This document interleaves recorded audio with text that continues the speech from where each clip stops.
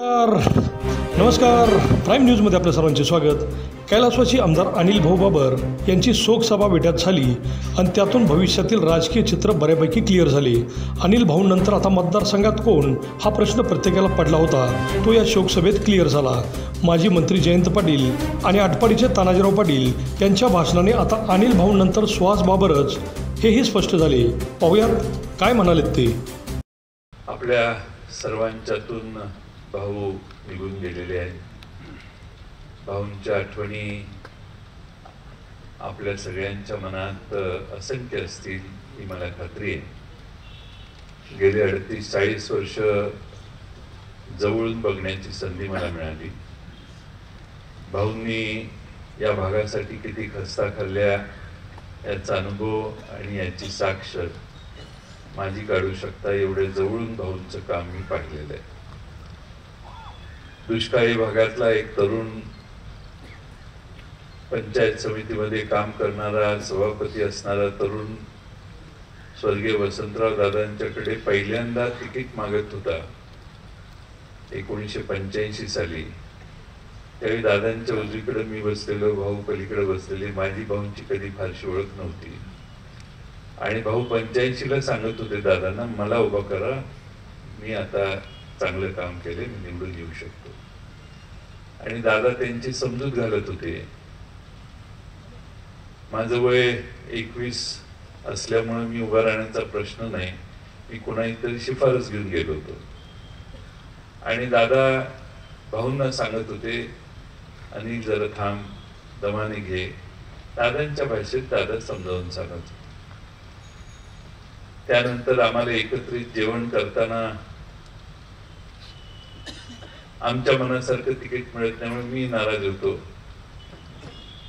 आमची समजूत घालण्याचा कार्यक्रम स्वर्गीय वसंतराव दादांनी केलेला आजही माझ्या डोळ्यासमोर येतो.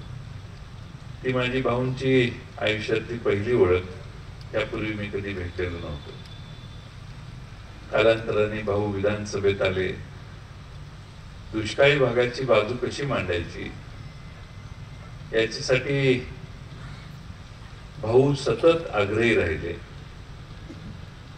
आणि कर्मधर्म संयोगाने काळाच्या ओघात मला राज्याचं अर्थमंत्रीपद मिळाल्यावर भाऊ दुसऱ्या कुठल्या कामासाठी माझ्याकडे कधी आलेले आठवत नाही. आले असतील, पण टेंबू योजना पूर्ण करण्यासाठी भाऊंनी मला एवढा प्रचंड आग्रह केला की भाऊंच्या बरोबर तेव्हाच्या राज्यपालांच्याकडे 10-15 वेळा मी गेलो असेल.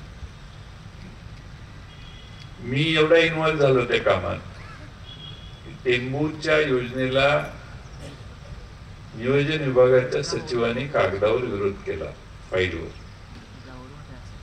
आता 250-300 कोटी खर्च झाल्यात, यापुढे खर्च करू नये, ही अनवायबल योजना आहे, हे करणं योग्य होणार नाही, अशी ती फाईल होती. भाऊ आल्यावर भाऊंनाही मी म्हटलं, तू सेक्रेटरी असं म्हणतोय भाऊ. भाऊंच्या पद्धतीनं सेक्रेटरी बद्दल भाऊंनी आपली मतं व्यक्त केली. आणि त्यानंतर मी पण एवढा इन्व्हॉल्व झालेलो की मी स्वतः 5-6 वेळा तोपर्यंत राज्यपालाकडे जाऊन आलो होतो. त्यावेळी 2003-04च्या दरम्यान मला वाटतं आपले सुशील कुमार शिंदे साहेब मुख्यमंत्री होते. असं मोठं टेबल होतं. भाऊंना मी सांगून गेलो होतो की भाऊ आता यावेळी तर त्याला सही करायलाच लावतो. आणि तो सेक्रेटरी जरा टोकाचा होता. त्याने दुसऱ्या 2-3 प्रकरणात मंत्रिमंडळासमोर सांगितलं, हमको रिजाइन करना पडेगा, हम नहीं रहेंगे. मी सुशील कुमार शिंदे सांगितलं, आपलं ते टेंबूच्या योजनेच्या फाईलवर सही करा. म्हटलं, साहेब तुमचं सोलापूर जिल्ह्यापर्यंत पाणी येणार आहे. सुशील कुमार शिंदे साहेबांनी त्यांना सांगितलं की करू सही, वो जयंत पाटील बोलताय. तो लगेच तिकडनं म्हटला की नहीं, ये नहीं हो सकता, मैं रिजाइन करूंगा, मी राजीनामा देतो. तरी मी शांत घेतलं. तुम्ही म्हटलं, नहीं नहीं ऐसा कैसा आप कर सकते, आप सही करो, इतनी बड़ी स्कीम है, पिछले सरकार में चालू हुए, हम बंद नहीं कर सकते, इसको पूरा ही करना होगा. नहीं नहीं मेरे को मैं रिजाइन करूंगा. तो असा दुसऱ्यांदा म्हटल्यावर मी मला वाटतं माझ्याकडचा पेन असा टेबलवरून टाकला आणि तो चोपदार असतो मुख्यमंत्र्यांचा. हे भाऊंनी मला एवढं गरम केलेलं होतं. मी तुम्हाला भाऊंच भाऊ हे क्रेडिट भाऊंना आहे, हे मला नाही आहे. त्याचा पेन टाकलं आणि चोपदारानं हे कागद ठेव त्यासमोर म्हटलं, सही कर म्हटलं, गेट आउट म्हटलं. आम्ही सरकार आहे का तू सरकार आहे म्हटलं, आम्ही सांगतो ते करणार आहे, तू बाहेर जा म्हटलं, राजीनामा घ्या म्हटलं साहेबाचा, इन्कार करू सही करू म्हटलं, रिझाईन करू जा. एवढा माझा जोरात त्याच्यावर वाद झाला. त्याचा परिणाम तो निवडणूक आयोगाचा प्रमुख झाला आणि त्याने माझा मतदारसंघ बदलला. हा भाग वेगळा. पण मूळ भाऊंना बाहेर आल्यावर मी सांगितलं फोन करून, भाऊ असं असं झालंय, बरं झालं बरं झालं. भाऊंनी त्या टेंबूसाठी राज्यपाल आखडायला लागले.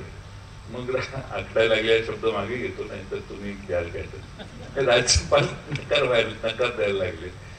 मी भाऊंच्या बरोबर मला 11 तर कमीत कमी वेळा आम्ही मोजलेले होते. इतक्या वेळा गेलो. राज्यपालाला दुष्काळाच्या इकडे आणला आणि 1500 कोटी रुपये घेतले. ते 1500 कोटी राज्यपालाने नंतर वसूल करून घेतले आपल्यातून, पश्चिम महाराष्ट्राकडून. मग ते कृष्णा खोऱ्याकडून 1500 कोटी वसूल केले म्हणून परत ती वसूल करू नये म्हणून भाऊंच्याकडे बरोबर मी जायचो. त्यामुळं फार जवळून भाऊंचं काम बघितलेलं आहे.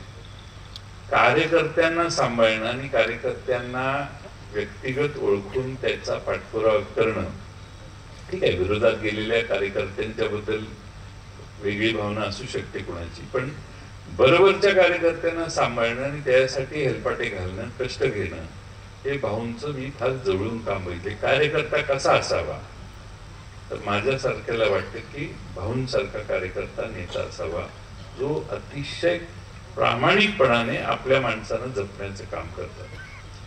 आणि त्यामुळं अनेक वेळा आपल्या सगळ्यांनी भाऊंना साथ दिली. आज आपल्यातून ते गेले. राजकीय दृष्ट्या मतमतांतर आमची त्यांची झाली असतील, पण आम्ही सगळे एकत्रित होतो. आबा, मी, मदन भाऊ पण होते.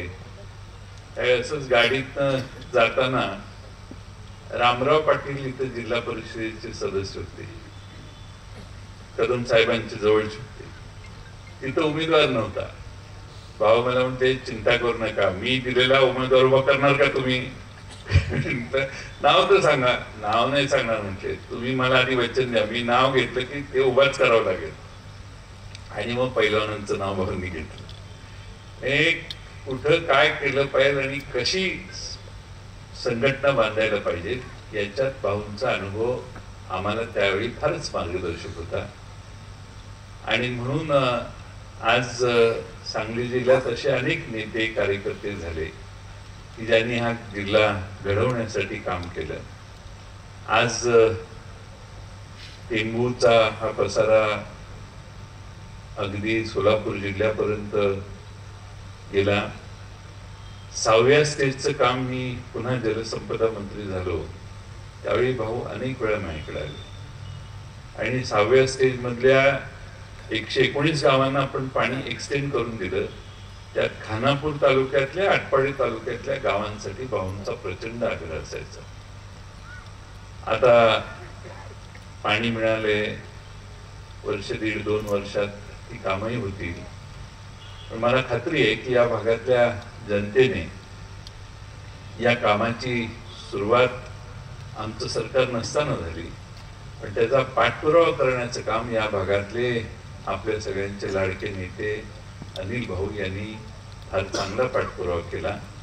आणि म्हणून कायमचे आपणा सर्वांच्या लक्षात भाऊ राहतील असा मला विश्वास आहे.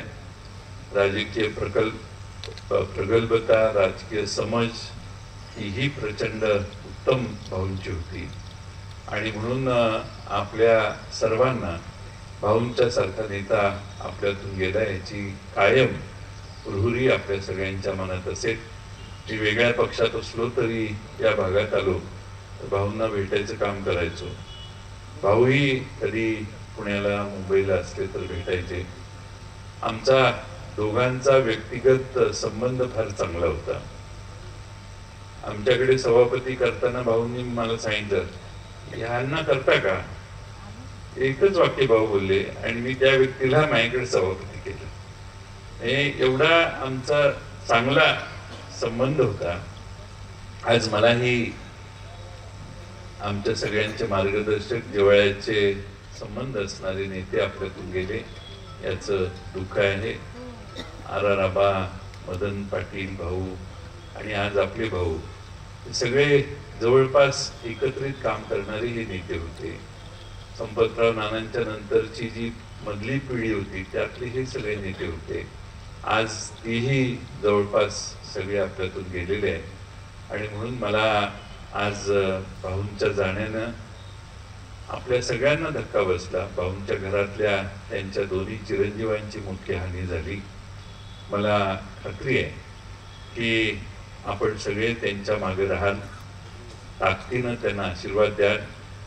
कार्यकर्ता जमवण्याचं जे कष्ट भाऊंनी घेतले ते एकसंघपणाने तुम्ही सगळे एकत्रित ठेवाल आणि आपल्या सगळ्यांचा एक गठ्ठा, संघटनेची ताकद म्हणून आपण भाऊंच्या कुटुंबियांच्या मागे राहाल अशी अपेक्षा मी व्यक्त करतो. राष्ट्रवादी काँग्रेस पक्षाचा महाराष्ट्राचा अध्यक्ष या नात्याने भाऊंना मी आदरांजली वाहतो. परवाच शरद पवार साहेबांना कालच सकाळी मी भेटलो. साहेबही मला म्हटले यांचे दिवस कधीपर्यंत संपतायत. मी म्हटलं मला माहीत नाही, मी माहिती घेऊन सांगेन. पण भाऊंच्या बद्दल पवार साहेबांनी अतिशय आपुलकी आणि जिव्हाळा होता हे कालही पुन्हा मला जाणवलं. भाऊ आपल्यातून, पक्षातून, राष्ट्रवादीतून गेले. साहेबांचा मला फोन आला की ते कसे काय गेले, त्यांना जाऊन कसं काय दिलं.